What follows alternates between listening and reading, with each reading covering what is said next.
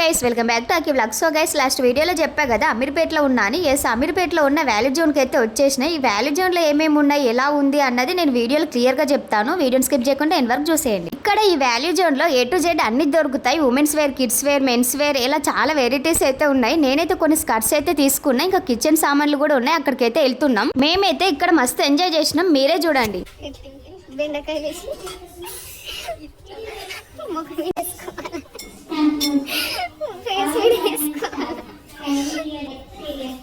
Next పెళ్లి చేసుకుంటున్నారు అన్ని వంట సామాన్లకు తీసుకొచ్చింది గైస్ చూడండి.